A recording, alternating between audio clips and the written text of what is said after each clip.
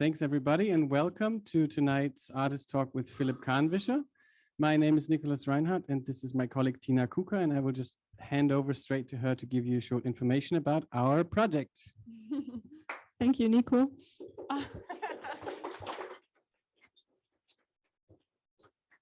Yeah, thank you. I'm very happy to see so many people interested, and yeah, welcome from my side as well. Also to the people who are joining us from home online on their sofa. So I hope you will also enjoy the evening. I'm very happy to see so many people curious to meet our invited guest, Philip Kanwischer, and you joining all our artist talk today. I think this is a very, very special collaboration between Calamari Club. I mean, Nico will tell you a bit more about Calamari Club if you don't know this artist collective so far. I'm Tina Kuka. I'm the coordinator of the scientific part of the Collaborative Research Center ISOQuant, which is basically a collaboration of theoretical and experimental physicists based here in Heidelberg, but also with working groups outside. And it's about like 20 different working groups. And our research focus is, asking me as a non-physicist to explain what we are doing is always quite hard. And I always say, jump up if you feel I don't say it quite right. So we're looking at different physical quantum systems that have fundamental different parameters like temperature, field strength, or density. And although they have such different fundamental parameters, they seem to have some characteristic common properties. Did I say it right? And this is the main focus because this is quite surprising. And all these working groups that are looking at different systems are now collaborating and trying to find new links between these different systems. So Philip really chose the title for his talk today that really is the basic of our research.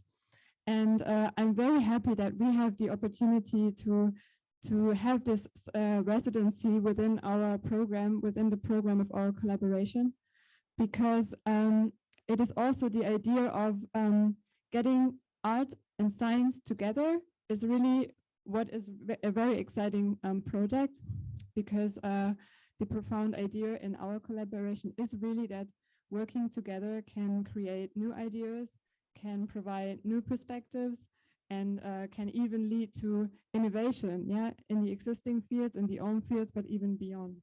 And so I think this is a very, very great collaboration so far. And I am very happy to have Philip here in Heidelberg now at the moment, and especially today for his talk, and that you can get to know him and his artistic work more today and have the opportunity to ask questions and to discuss with us. And I'm really excited and looking forward to Philip's talk. So back to you, Nico. Thank you very much, Tina. Oh yeah, let's give her a round of applause. Is the microphone still on? I guess, yeah. Yeah. Thank you, Tina, very much for the warm welcome, and a very warm welcome from me myself. My name is Nicolas Reinhart, and I'm the artistic director of Calamari Club. And before I introduce you to tonight's guest, Philip Kanwischer, I was planning on giving you a short introduction about Calamari Club for those of you who do not know us yet. Calamari Club is an international artist collective founded in 2016. It's a collective for the celebration of analog photography. And since 2016, we have been promoting and supporting artists through exhibitions, workshops, different residency programs, and a magazine publication. We started this cooperation with ISOQuant more than a year ago, and it's our first public appearance together. So it feels like we've already been through so much, and now it's the first thing where we can show something to people or meet people. And it started out, our aim when we created this collaboration was to foster the exchange between the arts and science, like Tina already said, and also to get artists and scientists to be working together, driven out of curiosity, because that might be the most obvious and probably most fundamental link between these two systems. I don't know, maybe we will find out tonight if artists and scientists are all curious. Maybe they are, maybe they're not. Did I forget anything about the collaboration? No, maybe that's Yeah, it. well, I mean, it was the idea that scientists and artists, like they are trying to find answers to related questions, right? So like questions: who are we? What is our relation to the world? Where are we going to? And I think these are fundamental questions, and we both have maybe different methods to look at these things and also have different language to things. And this is what makes this project so exciting, to bring these together and to see what happens if one, like Philip, sneaks into the physics world, and or otherwise what physicists can learn from Philip when he sneaks into. So yeah. I just sneaky checked my notes, like you probably saw. And I already forgot it again, so that was not necessary. I was going to say that our impression was that cross-disciplinarity, and especially the engagement between arts and science, is often propagated, but not, or well, maybe seldom lived up to its fullest potential. So with our project, we're trying to change that. We don't know if we will succeed. It's all an experiment and very new to us as well. And as I said, we started this about a year ago. It started out with an open call that was published late in 2020. And over the period of 2 months, we received an incredible amount of 171 applications from 41 different countries, which was definitely not what we were expecting. And after numerous interviews and portfolio reviews and lots of jury sessions, we decided to invite Philip Kanwischer, who will be our guest tonight. And he's been here in Heidelberg for 4 weeks now, and he will be staying another 4 weeks. And tonight he will be showing us some of his work and his thoughts on the residency as well. As I said, Philip is an artist based in Germany, also from Germany, born in Bamberg, currently living in Leipzig. He studied at the university, what is it called in English? The HGB Leipzig? Academy of Fine Arts, Leipzig. Oh, sorry. I hope there's nobody from the academy right there that I don't know the English name of the art school. And the Accademia di Belle Arti di Napoli. So I tried very hard to remember that one. I forgot the other name of Leipzig school. And his work has been shown in numerous exhibitions, most importantly at Künstlerhaus Friese in Hamburg, Kunstverein Gästeburg, at the Ideal Art Space in Leipzig, and recently, a couple of weeks ago, in Dusseldorf at Nail's Project Room. And he will be talking about that project in a minute. Before I hand it over to Philip, I just wanted to give you some information about tonight's talk and tonight's event. First of all, some rules. As you know, masks are mandatory in this space as long as you're not drinking. So I encourage you to take a sip, put on the mask again, and not drink the whole night. Maybe do, but you get the idea. The event is being live streamed. I hope you've all realized that by now, and it's also being recorded. We're also taking photographs. If any of you is not comfortable with that, if we are going to publish it on the web, please contact us now, because afterwards it might be too much of a hassle to change that. I will now be handing over the microphone to Philip, and he will be giving us his presentation. Afterwards, we will be meeting together with Jasmin, Meinold, and Nicolas Liebster on the podium. We will have a short introduction, short discussion, and we will open up the discussion to the room because we are most excited and interested in your questions. Okay, so please give me a hand, give a hand, I don't know, give a hand for Philip Kanwischer. Welcome.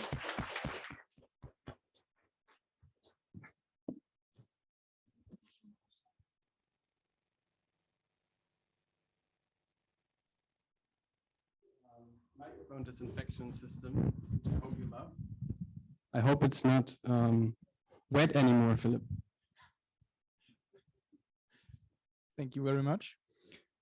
First of all, I would like to say that I'm really honored to be artist in residence for your program. And thanks to Tina and Nico for the introduction. Actually, I'm quite nervous because usually I give this kind of talks about my work in front of an professional arts audience, which means, you know, there are some certain things that you just don't have to explain. So what I was doing the last few days was actually fundamentally think about what it is that I'm doing and how I can explain it to physicists especially. And actually what I've been doing the last 4 weeks in Heidelberg was not only taking pictures, but mainly asking a lot of questions to the people of IsoQuant.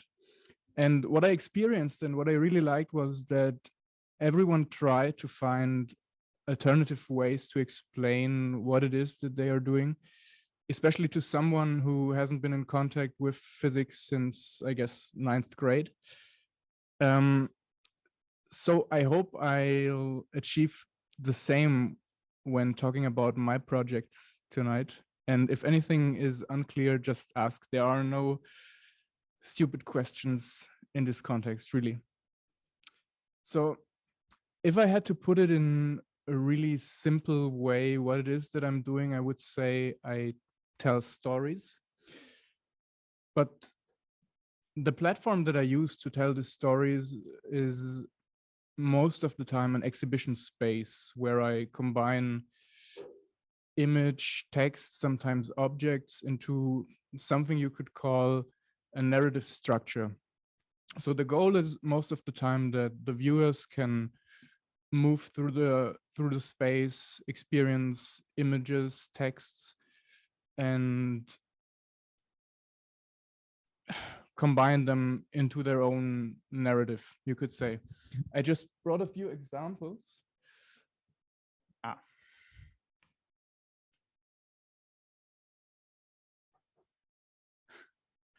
Thank you.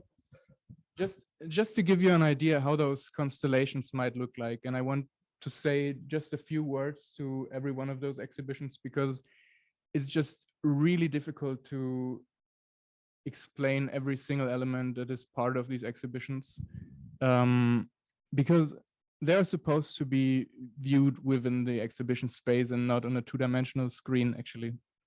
So this was my last exhibition, which took place only a few weeks ago in Dusseldorf. And the idea behind that was living in a digital world in the 21st century, it's quite common to us that images can be manipulated and don't actually have so much in common with the real world. But then there are certain occasions where we still rely on photographic images as proofs. And this strange relationship between image and reality was something that I really tried to think about with this exhibition.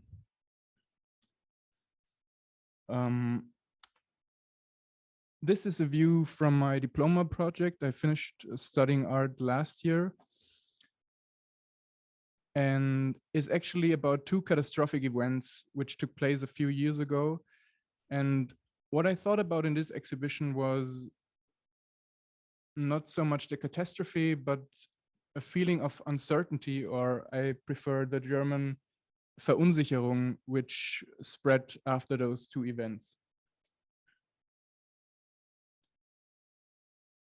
This is another project which is actually quite a few years old, 2016. But it also shows that sometimes there can appear, between those images, there can appear objects which also function as storytelling items, you could say. And I did this project after a research trip through Japan, where I tried to find out about earthquake forecast systems and especially the difficulties you have when you try to predict those events. So I hope I gave you a really shallow overview on how my exhibitions might look like. But the question, of course, is how do I get there? And this is something that I really try to explain now. Usually my artistic process starts with a long phase of research. Usually at the beginning, there is one certain story that I find by coincidence, like, for example, within this project,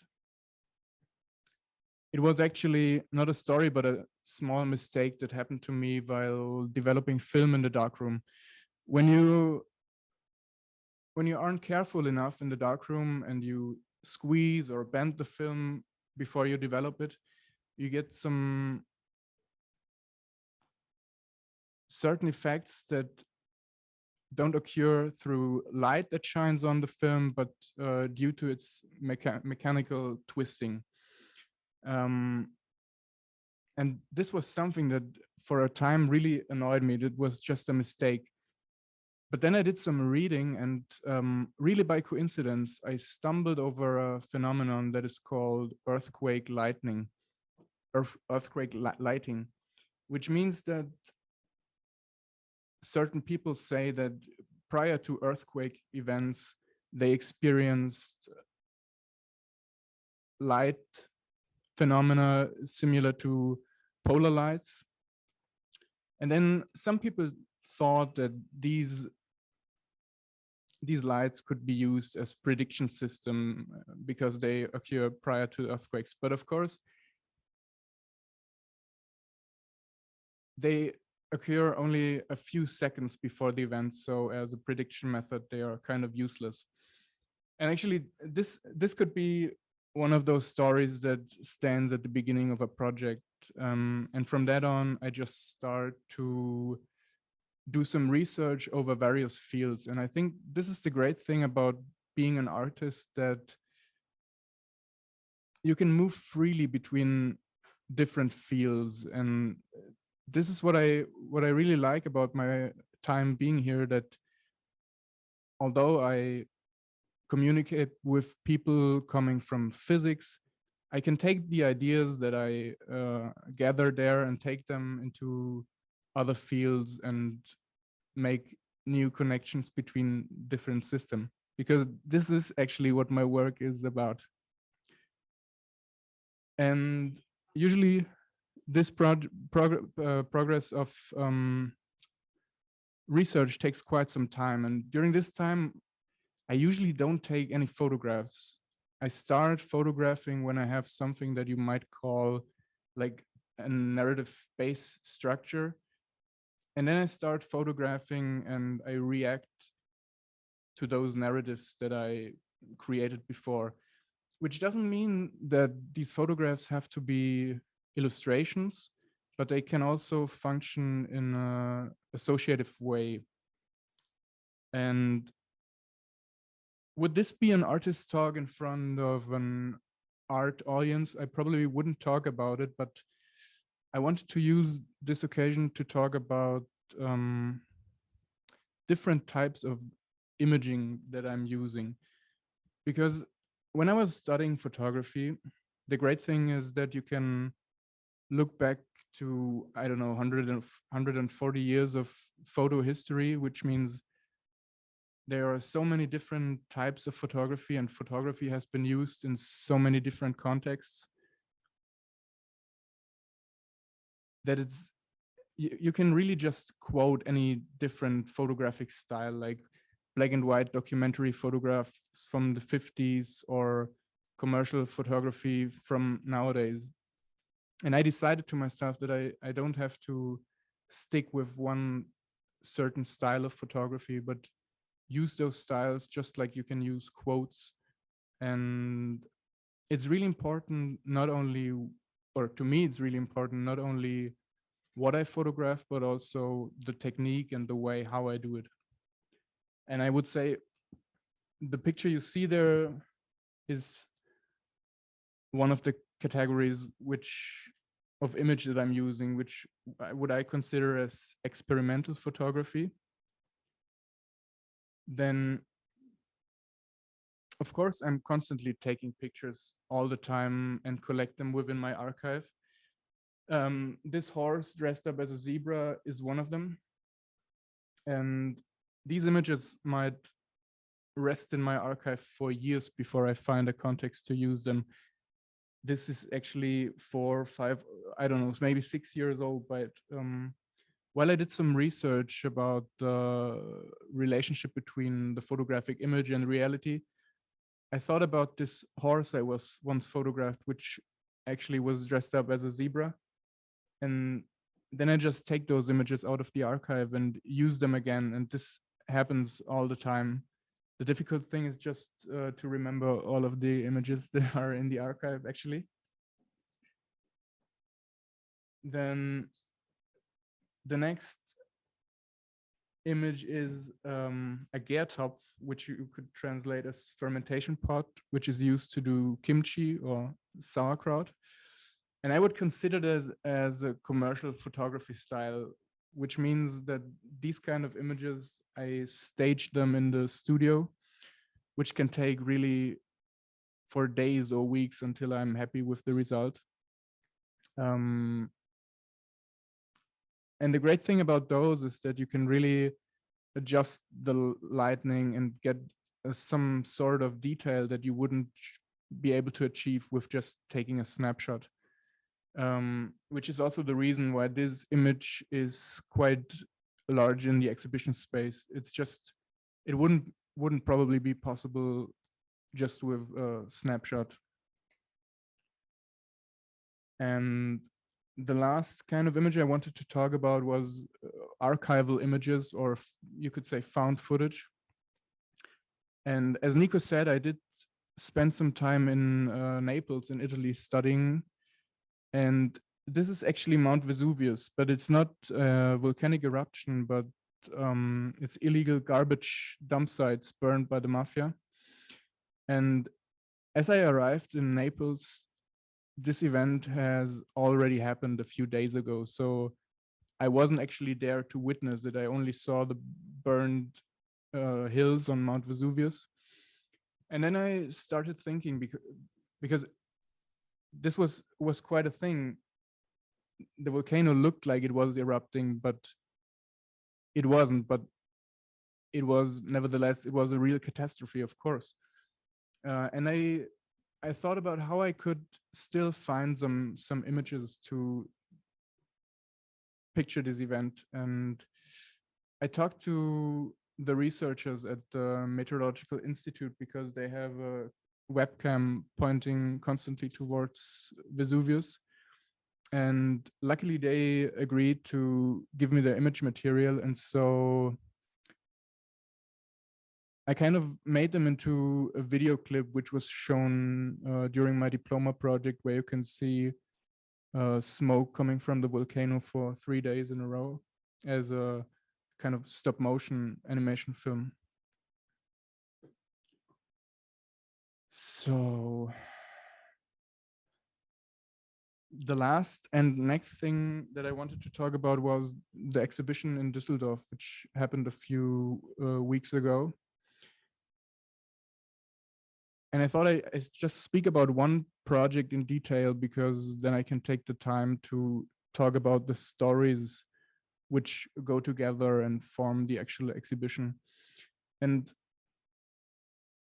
as you can see, or as you don't see, this exhibition doesn't consist only of photographs, but you have a small booklet, like a zine, which contains several stories and also archival images. And the viewers could just take those little booklets and read the stories while moving through the exhibition space.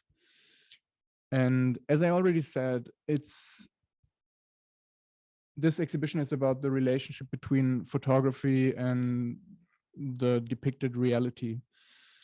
And actually, prior to any image, there were a few stories that really inspired me to do this exhibition. And there's actually one story that I'm carrying around for quite some years. I was visiting my parents and read the local newspaper in the morning, and there was an article which said that there is a German immigrant who claims to have flown the first motorized airplane 2 years prior to the famous Wright brothers. The only problem is that his photographic proof got lost.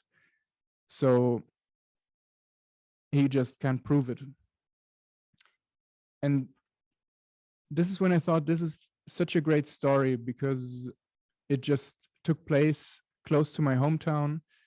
And as there isn't any existing photographic proof, it just gives me all the freedom that I need to work with my own images and just tell the story. So this is one of the stories that goes into this exhibition. And The other story actually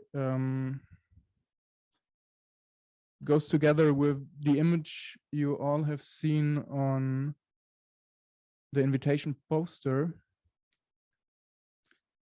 This is a camera I built together with my father, and it's actually the replica of a photo finish camera, which means the kind of camera that was used in the last century to depict the finish line at horse races. Because there was a problem when doing horse races, there used to be a referee who said which horse went through the finish line first. But of course, he couldn't be objective. He was easily bribed, and the people just wanted an objective viewer who can really say which horse got over the finish line first. So it was actually someone from Paramount Film Studios who invented this kind of camera, which is really strange because what it does is, I show you another picture.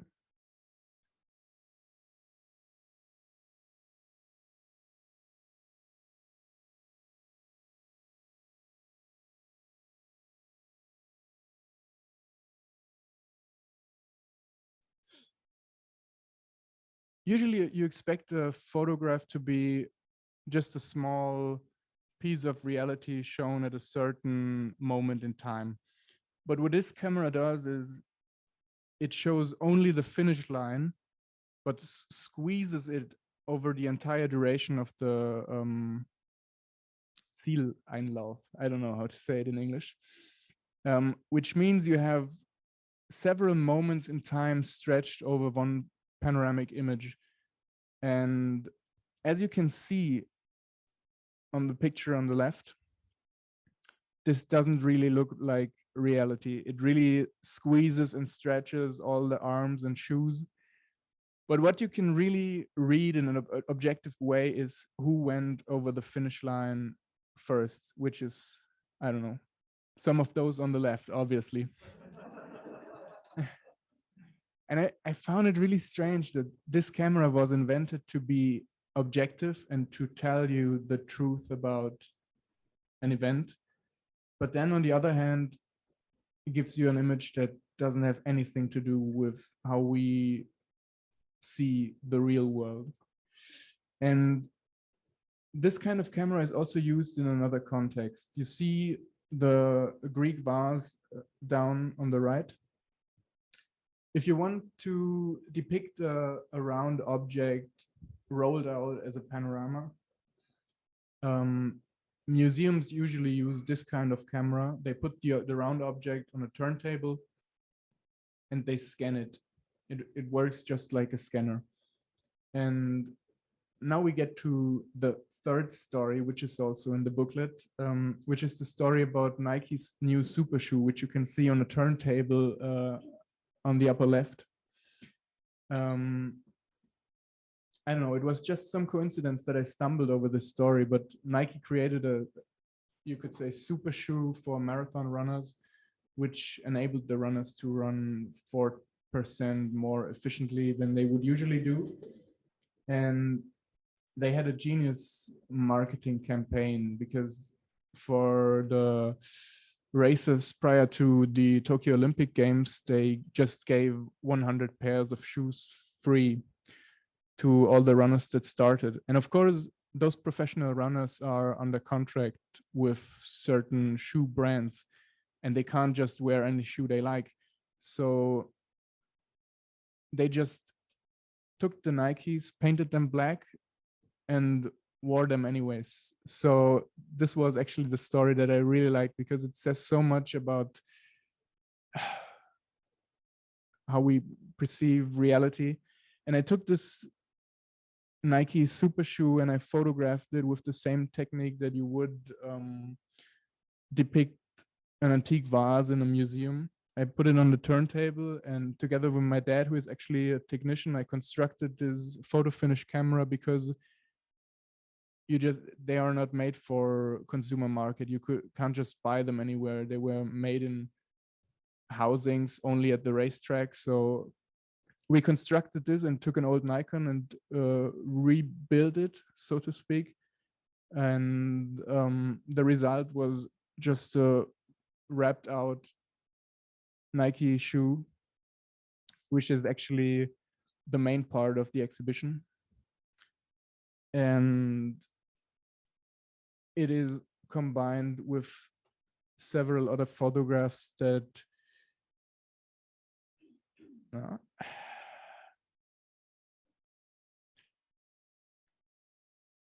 like the horse, or also this airplane being pulled by a car, that you can read in a more associative way. Actually,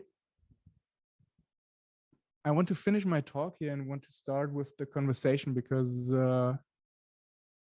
yeah, I don't want to go too much into detail. I could probably go on for hours and just telling stories that are in these exhibitions, but yeah. If you want to find more about the projects, I do have a portfolio on my website where you can find many other stories and images. Thank you.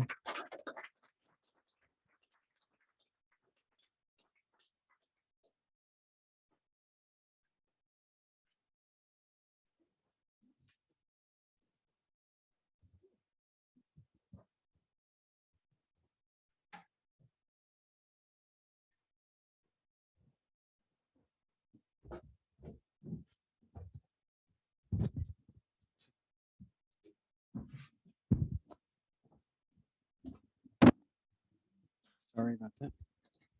Thank you very much, Philip. Funny that you mentioned you could be talking, or you could have spoken for hours about your stories, because I could have listened to your stories for hours probably. But I'm really glad to be starting this discussion round. Before we start off, maybe I will just give a short introduction to our two new guests, Jasmin Meinold and Nicolas Liebster. Jasmin Meinold is an art historian, formerly employed at the Heidelberger Kunstverein, but currently working for Kunsthalle Wilhelmshaven, and she's also a member of FAIL Fine Arts Institute in Leipzig. She was our professional art expert, if you could say that, on the jury, which is why she's here tonight as well, and I'm really glad that she could join from Wilhelmshaven all the way. And Nicolas Liebster is a PhD student at the ISOC1, and he's doing his PhD thesis and research on ultra cold atom gases. I hope I got that correctly. Yeah.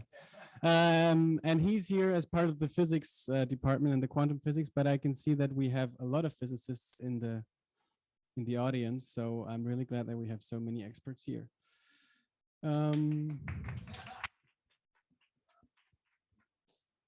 Yeah, I was wondering when you talked if Nike was watching, because when you said Nike's new super shoe on a turntable, I thought like, wow, that's the perfect marketing campaign for Nike. I hope we're not breaching any branding issues. And I have a few questions, of course, and maybe, well, hopefully you will have some few questions as well. We will get into the discussion. And also for the audience, if you have any questions, you can raise your hand later on, or also already.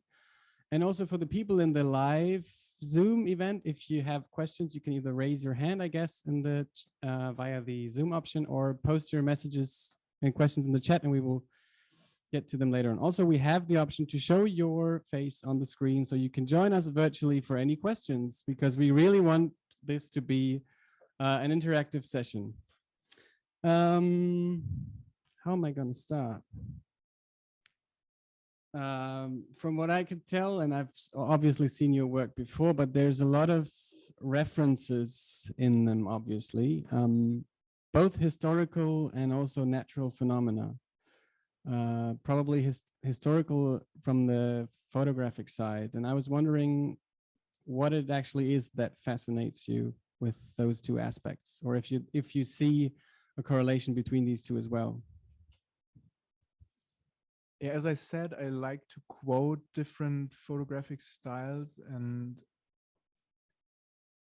I wouldn't say that I work only with analog photography, but there is a certain fascination which also has to do with the medium, or with analog photography being said to be closer to reality, which is obviously a myth, or it's not Is true it? because it is. Because I think it's just, it can be manipulated in the same, not in the same way, but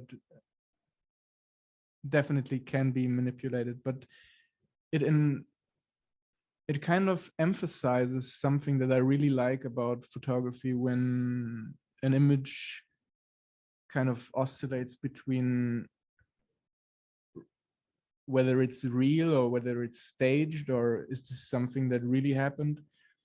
And this is actually something that I think you can emphasize with analog photography.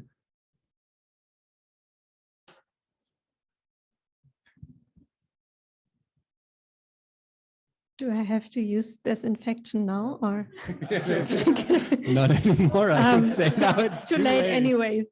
I just want to jump on the notion of reality that you brought up several times now, because I think this is something so intertwined with the medium of photography, but maybe not familiar to everyone, that photography is a kind of a new medium within art. If you look at art history,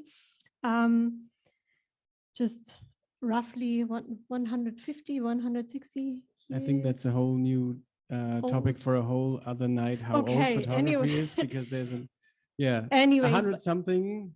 I think it's about 150 years old, and it came into the world, or several people were developing a technique, a photographic technique, with the idea of creating a picture capturing reality, whatever that means. And photography was used in so many different contexts from the beginning of its development, like science and criminology and justice systems and journalism, and also art, obviously. But art always played also a role in deconstructing these ideas of reality that were followed within other disciplines. And I kind of lost track, but I think I wanted to ask you a bit more about the notions of reality that you are working with, and also if you encountered another idea of that in your conversations with the scientists at ISOQuant, because I guess in physics there's a certain idea of what reality is, also with what is visible, what is not visible, and how does visibility is connected to an idea of reality anyways. And I would be curious to hear more about that. I would jump to one of the images. Sorry. No problem. Can I jump again? Of course.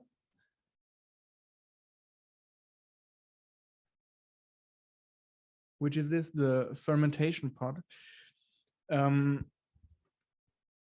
I've been interested in looking behind surfaces for quite a long time. So when I talk about depicting reality, I was always interested in looking what's behind something, or trying to take a look at something that you can't see with your eye, maybe.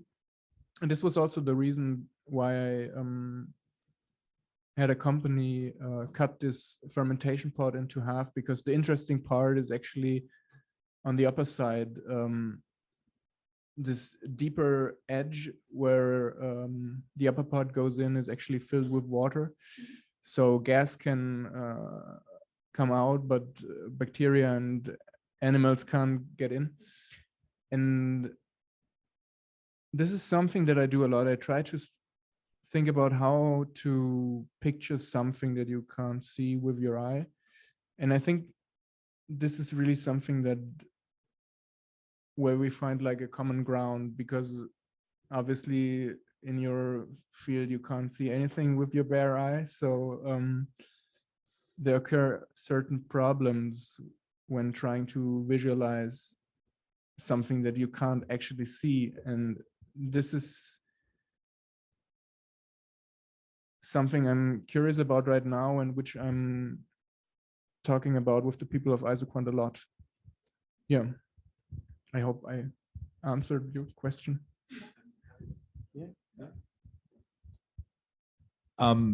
Yeah, so I'll just jump in because there was a nod in my direction. So just for the physicists who aren't in the audience, or the people in the audience who are not physicists, I'll say it that way. So the work that we do is we're looking at systems, clouds of atoms, basically, that are pretty small. So 20 micrometers, which is significantly smaller than anything you can see with your eye. And then we use very sophisticated imaging. I like to think of them as sophisticated, I guess. I mean, I built them up along with my colleagues, and but very relatively sophisticated imaging techniques to try and take images of these extremely small objects, right? We're talking about clouds of atoms where there's only 20,000 atoms. And so really, really small system sizes. And so the question of how do you even take images of a thing that's so small that you're even getting onto the order of the wavelength of the light that you're using to image these systems, right? I mean, these are things that you're really pushing the technology at every single point. And at the end of the day, we like to think of it as being extremely objective. But, you know, if your system is so complex and there's a million things that you're trying to control at once, you're not going to be able to get everything perfectly right. And you're always going to have to interpret your results at one point or the other, right? You're always going to have a human that's interfacing with the results that you're getting. And you can think of it as objectively as you want. But then Philip comes into the lab and says, yeah, but like, what do you do with that and that? And what's the noise on that and that signal? And do you guys ever have like maybe a wrong theory that you spend many days chasing after? And I'm like, no.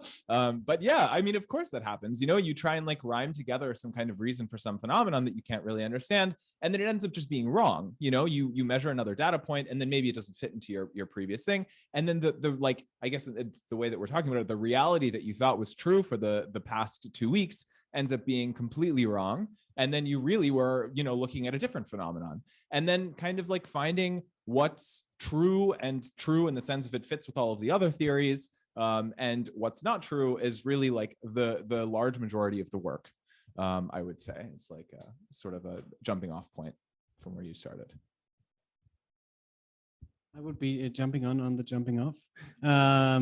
And I'm actually curious how you approach this project in general, or not, well, maybe in Europe, because I know that you've been talking before, but when we started this project, we were completely questioning if this would be interesting for other people and for artists and scientists. And obviously it seems like it is, but how do you approach that? Or maybe to get one step earlier, what made you apply for this particular residency, and where did you see the potential, and how have you been approaching it for the past 4 weeks? I would say that I've always been interested in how different fields of scientific research use image as data. That's also the reason why I used the webcam images of Mount Vesuvius from the Meteorological Institute. And of course, I didn't know anything about quantum physics before, but I was just Really? really. But I was just curious because usually my research is, of course, books, I don't know, the internet, but rarely I talk to experts from any field. And this seemed like an opportunity where I can be in a mode of constant exchange, and it's really working.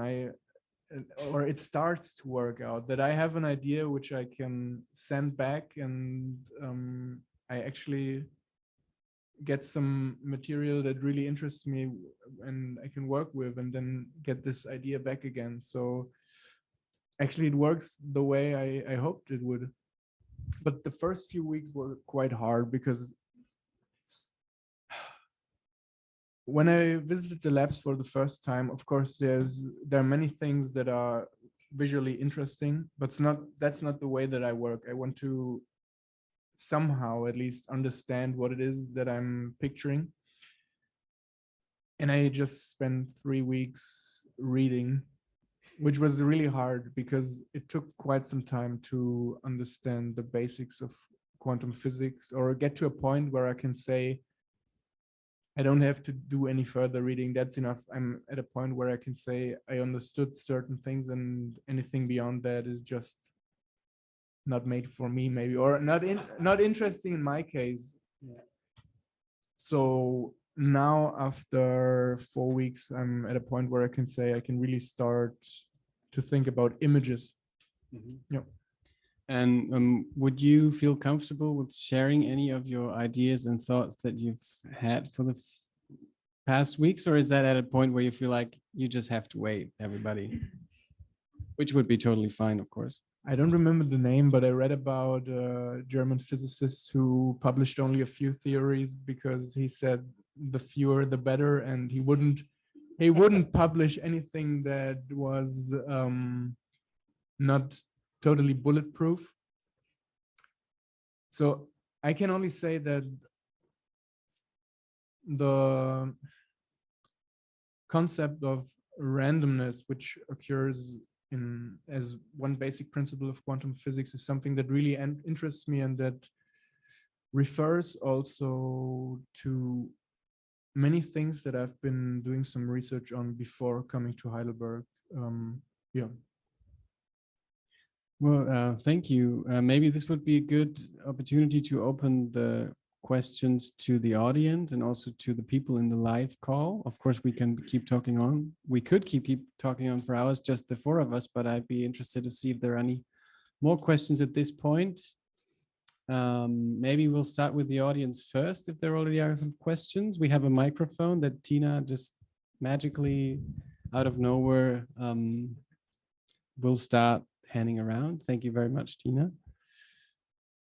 Are there any questions at this point? Don't be shy. Also, oh yeah, I forgot that at the beginning.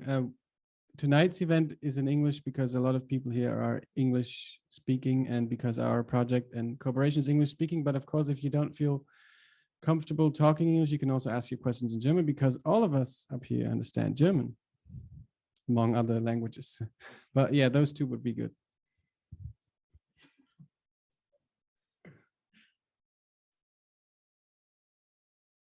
Really? Nobody? Okay. Do you have another question, Jasmin, or are there more questions in the how is our Zoom gang going on? How's our Zoom gang? You're what? Okay, so we have no questions. Okay, we can just keep on asking. Cool. I will just follow up on what you just told us about your process approaching the residency, and how much time researching, how much time you spend on researching. And I was wondering how you two maybe would describe the process of finding a common ground or a common language, because I imagine, maybe it's wrong, that coming from 2 such different fields, you have certain ideas about what the other is doing, or what photography is, what certain ways of working, how your field works. And if I think about the process, the jury process, we actually talked a lot about our different ideas on things as art, and the working process, and coming up with experiments and failing, what failing would mean, and stuff like that. So I was wondering if the time that you spend on researching and getting to know the roundabouts had also to do with like finding a common ground or a language or somewhere where you could actually connect. I think of course, I was the person intruding the different field, which meant that I had to do some reading before there could be a common ground, because I couldn't expect the others to do so, because I had to have a basic understanding. And the first few talks were really difficult for me, because of course people try to put it in a simple way what it is they're doing, but I was really, after the first few days, I thought there won't be anything coming out from this project. And after doing the first few pages of I don't know, some popular science quantum history book, I slowly stumbled over certain things that might be interesting. And actually, this is when it started.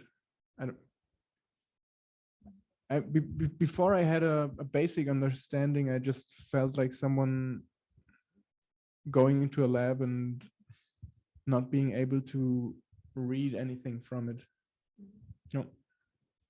But I mean, there's something that you, and in one of our conversations recently, it's also very funny. I mean, you were my lab was one of the first labs that you came to. And so I'm really sorry that the first few days were so difficult and you didn't understand anything.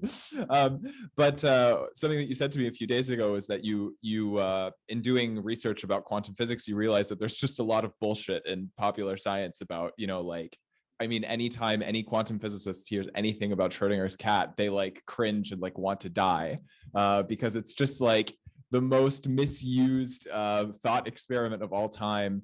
And like when I think I realized very quickly that your intentions in the project were very sincere, in the sense of you really want to and have successfully, legitimately successfully gotten beyond the like, oh, Schrodinger's cat, quantum stuff is crazy, huh? To like, there are really super fascinating concepts in physics that really are not as crazy difficult to understand as you might think. And the way that I always see it is that all of the things are maybe like simple. There's just a million of them that you have to understand to be able to get to the end goal. And that you've been able to like sort of patch together these like concepts, the ones that for you are maybe more familiar, and cut through all of the other crosstalk has been very important. And we, and in the conversations that we've had, there's been a lot of really positive and concrete even things that we've talked about in terms of overlap between the work that you do and that we do. And so I think that definitely the sincerity with which you've approached the project has been tremendously helpful in the sense of like finding common ground. And so, now getting context for the other projects that you've done, it makes sense that you're able to like work your way into such a specific field, because I mean, it seems like it's a very similar situation to the other things. It's just like, it sounds very cool and crazy and complex, but at the end of the day, it's also just another group of people that's doing some stuff every day, and you just have to get on, figure out what we're doing every day. And that's what you're doing. It's great. Yeah. Thanks. Yeah. You mentioned at the beginning that you didn't know what to expect from this residency, but I'm pretty sure that at this point I can definitely say that you will not get something that adds to the way quantum physics is depicted in popular culture. So no nerdiness and obviously no Schrödinger's cat. And this is really important to me, because that's the question. Can I add something to the discourse through my work? And I guess on how I experience how it is shown in popular culture or also in arts, I can say there is definitely something to do. You mean there's a need to clean up certain theories and misinformations, or what do you mean? Let me say there's something to do. Misinformation more in this is nothing mysterious and something you can't understand. This is just something you have to communicate in a different way. Yeah.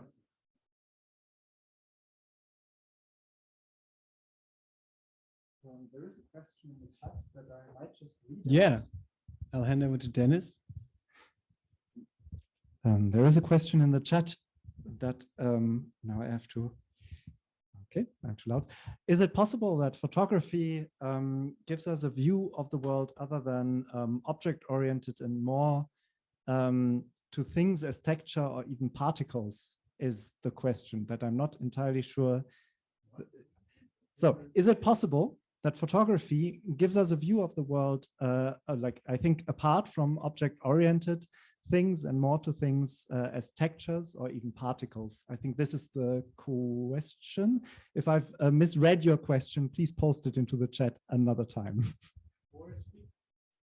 Or unmute yourself and ask the question to the room would also be a possibility, I guess. Is that a question to Philip, I guess, yeah? Is it a question to me? I don't know. To Nicolas? Is it a... You maybe you have to reread it because I was just sorry. Let's maybe continue with another question. Ask until the person re-asks the question, because the grammar of the question is not entirely clear to me. Okay.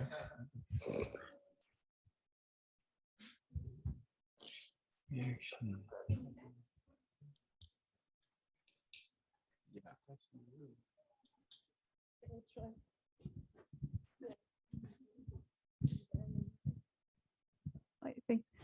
So you said that now, after seeing the labs, you actually sat down and started reading a book. Mm-hmm. Would it have been the same for you if you just started with a book, or was it important to like be in contact with the labs, with the people before? No, I think the book could also be the starting point. To be honest, I tried to kind of ignore what I've seen in the lab while doing the reading, because obviously when reading about the basics and the history of quantum physics, this is really a different field than you're working on today. We are not talking about experiments, but more about a lot of thinking that has been done. So no, I guess it would be the same actually, but it's really interesting to enter the lab now after the reading, definitely. But I mean, I'll jump in and say that like to the reading that you're doing, and it's very conveniently am teaching or a TA for intro to quantum, basically. So there's all of the students that are hearing quantum stuff for the first time, and I'm realizing how much of the stuff that we do in the lab is like, I mean, people always say this, the things that we can do experimentally now is what was being discussed 100 years ago for the first time. I mean, like, we're only able to measure them and use them in experiments now. And so a lot of the things, that the very basic concepts are extremely applicable. It's just that, like you said earlier to me, we just take them for granted, you know, and then you asking more concrete questions is leading us, or me, I guess, specifically, to think more concretely about why is this thing, like, why do we just take it for granted? Like, oh, there's just always noise. There's just always some kind of randomness on the signal that we have.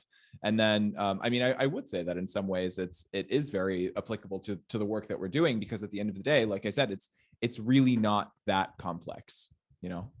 Yeah. Okay.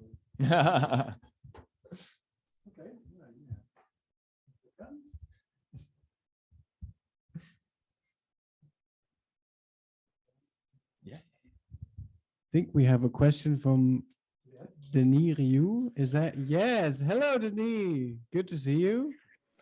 I'm sorry. I know my question was a bit confused. It was very difficult for me to try to put that in few words.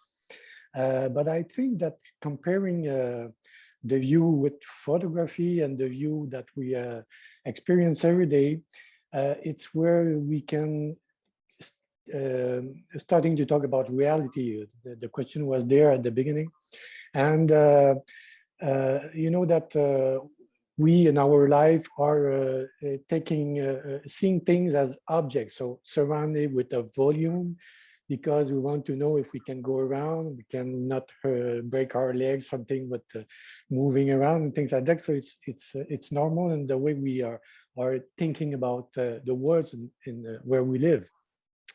But comparing with photography, which gives only a fixed image made of dots of tonal clarity, I can say it this way. Maybe it gives us another way to see things in the world, which is not, I would say, even narrative. It's not narrative, it's fixed.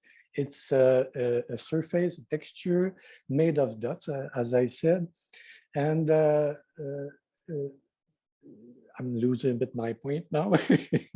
But I think that the discussion between physics and when Nicolas was talking about little parts or little words, I would say, of very small words, really small things, I'm sure that the image in this words, it's not the same. It's not, you need other materials to be able to see something.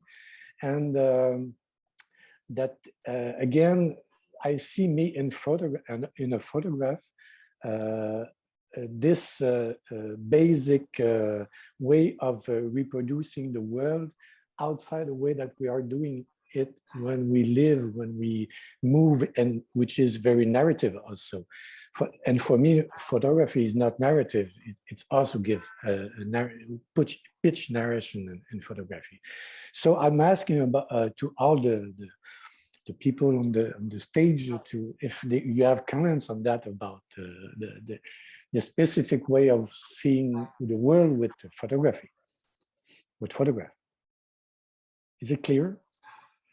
I'm not sure. Am I allowed again? Yeah. Is your question maybe, is photography a parallel reality or parallel universe, or like is there one reality and then there's a reality that can be photographed, or is when a photograph exists then we decipher from reality? Is that what you're asking? Well, reality is our reality. I mean, we what I'm saying is that photograph gives us another way to see the world. Okay, it was the idea though. Us, we are seeing the world as a very narrative, linear, and volumetric world. And we move around and we know, So, but with photograph, we have a very static way of seeing things on a surface, as if it was just one eyes and no symbolic projection in the image. Is it clear? No? I guess so. Actually, I think you can use a photograph and have a non-linear way of telling something about the world. At least I don't need an abstract image or something that doesn't show anything from reality to give you a non-linear narrative. At least, I don't know if it's clear. Jasmine, did you want to add something to that? Or maybe just let me add something. Of course, the most of the things that I photograph are just objects taken from reality. But definitely in all of the cases, in all of the exhibitions, they are way more than just the objects taken from reality, because they are put in another context. So I guess this is where nonlinearity starts, and yeah. Interesting. There's a question in the audience.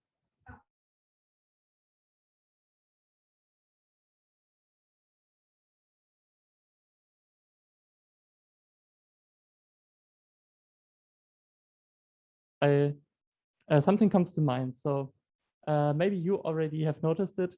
So a physicist has kind of a different perspective on reality than many other people. So me in my private life, I have some perspective on what I call real. But when I'm doing physics, it's really something different. So when you photograph, you say this is like a proof, or this is an image of reality. So it reflects reality.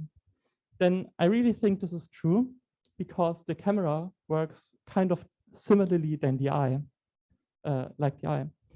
So that's why a photograph pictures something equivalent to what we see. So, but we really have to know what we are seeing is not really the universe, right? So that's, if we say the universe is what's real, then that's a physics perspective where we say something is out there, that's the universe, and we as humans can see it. But really what we are seeing is only one perspective. So that's my central thought here. So the universe really is three-dimensional, but what I see is 2 times a 2-dimensional thing, really. And the really crazy thing is that we're seeing one perspective at all. Like in the universe, there's no perspective. Everything exists at once. No point in space is like a special point, but for us it is. And also, so I, going forward on this, maybe you have learned the physics perspective on what is real, and on maybe if I take a physics perspective on these pictures there. So what I think in these 2 pictures, you have beautifully done something like this is more than what the eye could see. Because what we're doing when we are seeing that, or at least I imagine this pot being whole. And what I'm now seeing is I'm seeing inside what I normally couldn't. And I'm seeing inside the walls even, right? So that's what's really great. And that goes beyond our human perspective on what's real. And so now my question, maybe you can tell me something about what does an artist see when they see a measurement? Because a photograph is really a measurement from the physics perspective, and they don't see from the physics perspective that much. Because maybe when you do a measurement and it's kind of like a photograph, you really want to single out something that you want to observe. And yeah, so what is the artist's perspective on a measurement? Or can you even have that kind of thing similarly to a picture? Yeah, thank you. Isn't it pretty close to what we were talking about? Because what I was looking for in the labs was always a visual output, because that's obviously what I'm dealing with, and just numbers on a screen are really hard to read for me or to interpret. And then we stumbled over something that is only a byproduct of the measurement and visual process, which on the other hand really started to interest me. But actually, to answer the question, I'm really struggling with measurements. I think it's hard. And this is also what made it quite hard to start reading into quantum physics, because despite Schrödinger's cat, there aren't many metaphors used to describe this field. And even when you think about the model of the atom, which has really changed, I think what I learned in school is just no one uses that anymore, with like rings around where electrons move. That's not what you, that's not the true model. Or yeah, but I mean, like, it's the same as like a lot of physical concepts where it's like it's true up to a point and it's useful up to a point, right? Yeah. You can say like, it's useful for this and this purpose, but if you want the true image of what an atom looks like, completely honestly, you can't even begin to imagine it, right? Like getting to like what it really looks like doesn't even make sense, because us looking at stuff is like using wavelengths of light that are way bigger than the system size of the atom that you're trying to look at, right? Like I once jokingly asked my colleagues, like, what colors are electrons? Because like electrons are way smaller than light, but we still imagine them to have some kind of color, right?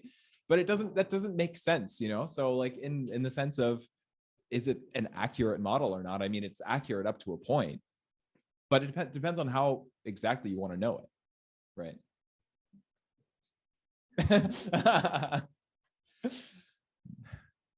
Was it a question?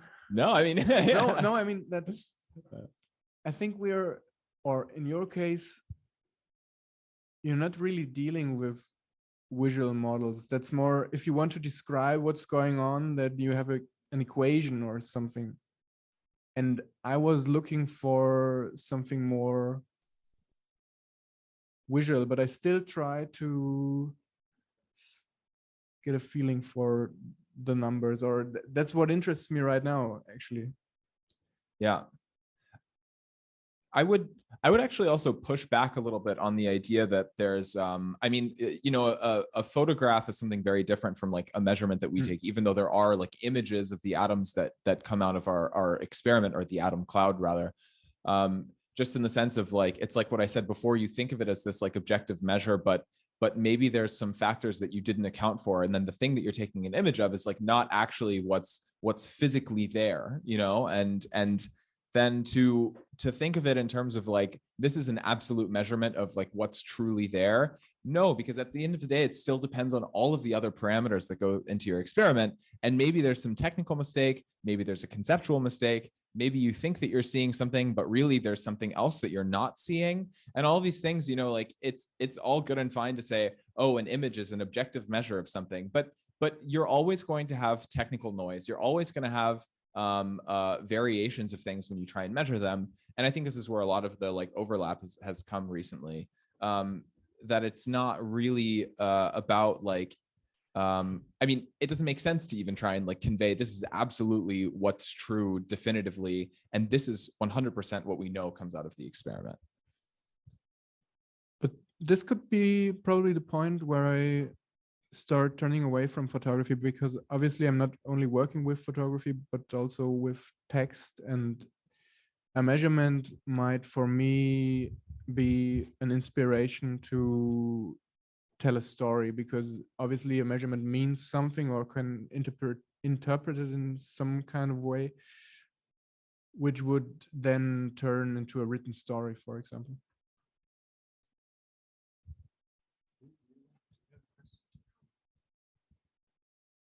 Yeah, I was actually, there's a question in the audience, several questions in here. Please, we don't have a lot of time left, so please keep your questions short. Yeah, it's fine.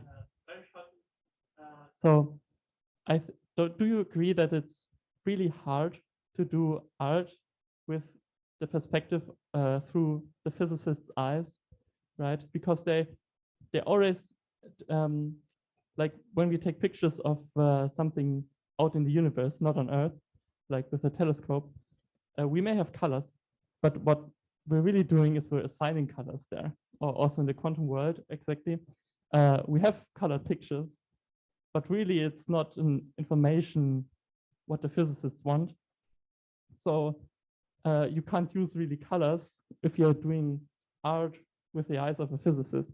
So isn't it maybe more fruitful to see the difference between what physicists see and what artists see, and really to see through your experience here with physicists, maybe what the human experience really is uniquely apart from objective truth? So is this contrast maybe really helpful to you? Because I think that's quite important. Definitely, but this is how I see my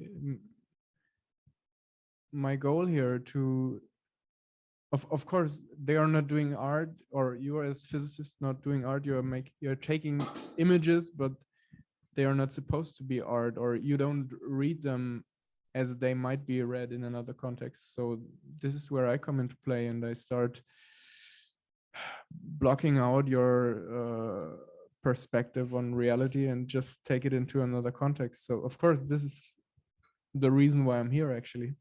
Sounds very harsh, blocking out your No, content. not blocking out, but just for a short amount of time, just ignoring. Yeah. I think there was another question in the audience. Yeah. Yeah, hello. Thanks for the discussion. And I have to, I think I would disagree with saying that physicists don't like think in a, how did you say, like picturesque, in pictures? Artistic way or no, visual way, yeah. Because I think like many concepts in especially modern physics rely on symmetries, for example, and symmetry is a concept that is inherently, or that we as humans learn from a visual perspective. So that was only a short remark. My question was more referring to day-to-day work, because I was wondering if you, and also you, I forgot your name, sorry, have recognized any similarities in the way you approach things, because although at first sight your pictures may look like they are kind of random, there is a kind of logic behind them, I would say, and you don't take random pictures. Like, if you know what I mean. So there's some reason behind them. They're Definitely, not random, yeah. Have you recognized any similarities on how you approach things compared to physicists? Thanks. I had a talk last week, or was it the week before, about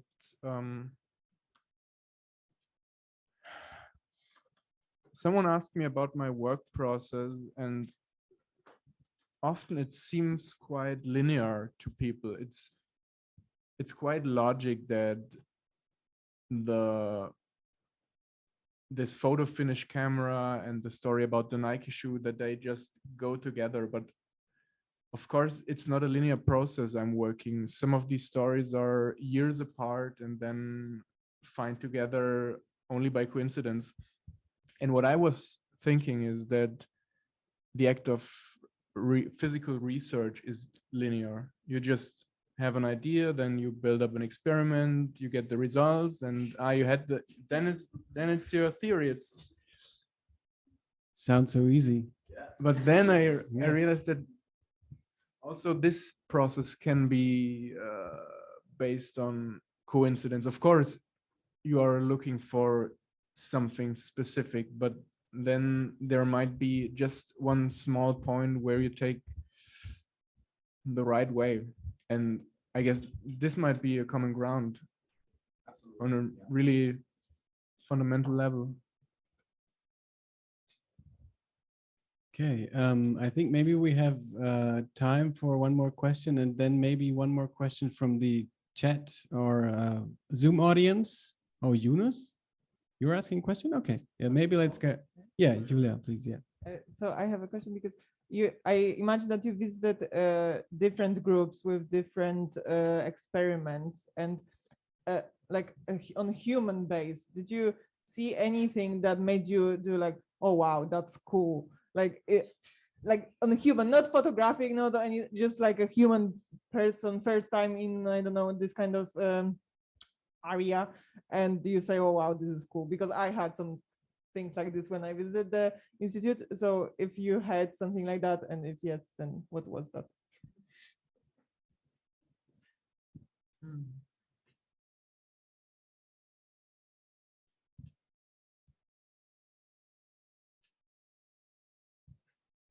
I hope this doesn't sound banal or anything, but what I really liked also at my first visit was that you have to cool your cameras. And I still love the idea. It's just, can you tell a bit about that phenomenon? No, you have to ask Nikolas. No, your expert's perfect. What you know. I mean, I can do it. Do you want me to do it? Yeah. So like the way that we take images of the atoms is the same, like it's like basically very similar to a normal camera. You have a chip and you have some kind of electronic detectors that just count electrons. And you hope that the electrons that you count are released when a photon, so a little particle of light, hits onto the detector, so that you can say like, okay, when a photon is there or not there, depending on like whatever you want, you can say there was an atom there, I had some signal, yes or no. But if you're unlucky, then the electron that you measured didn't actually come from the thing that you were trying to measure. The electron in your little detector was just from like the detector being warm, and everything's kind of like jumping around a little bit. And then they're like bumping into other stuff sometimes. And then you just randomly bumped into an electron, and the electron just randomly hopped into your detector, right? And so all of the stuff, like all of the atoms and everything, it's always jumping around a little bit, but it jumps around a little bit less if you make it really cold.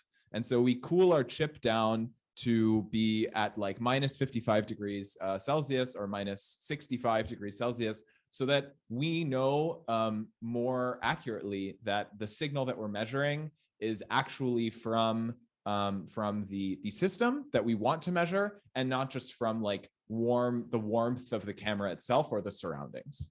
Then, you know, the residual noise is actually also still an interesting topic, that there's always going to be some level of like noise, but it goes down if you cool your camera.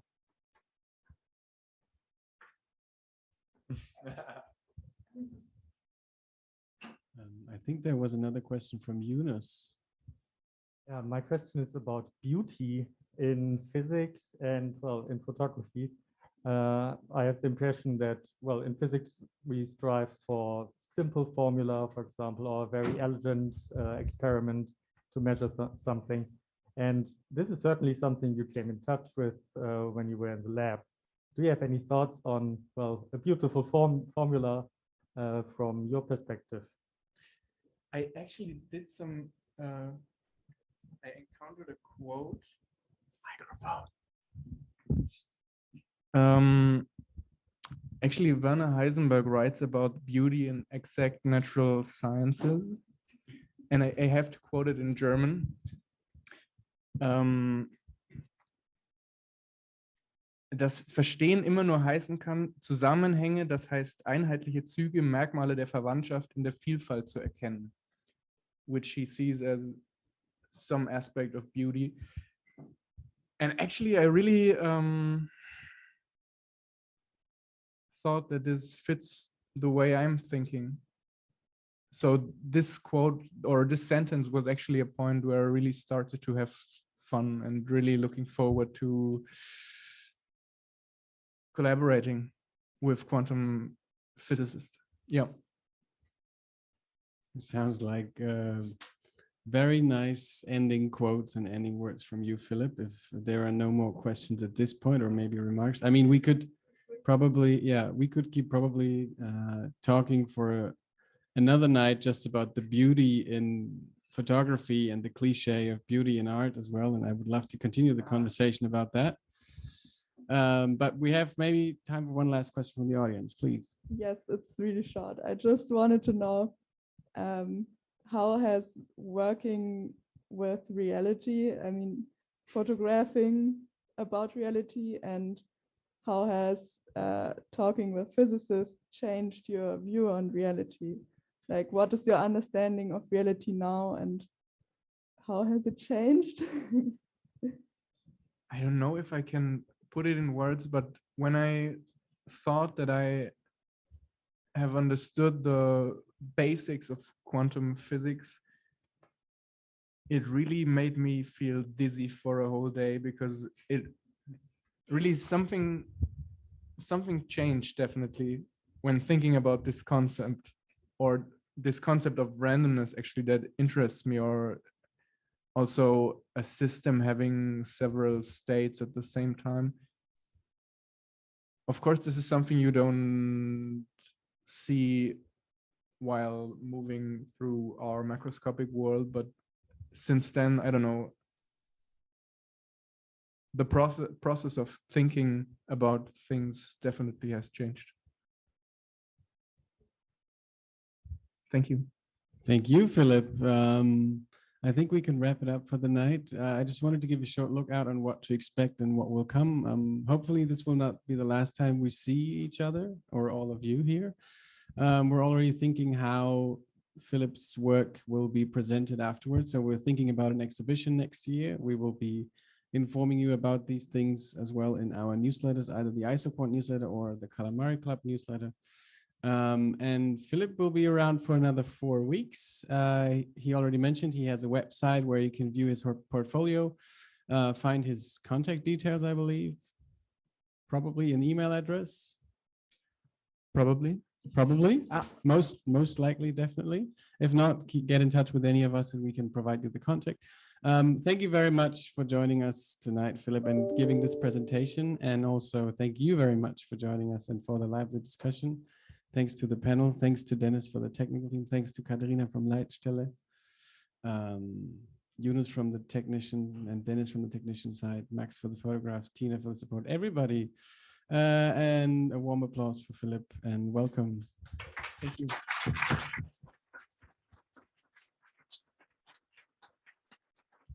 And thanks to the Zoom audience for joining in via the live stream. Thank you very much.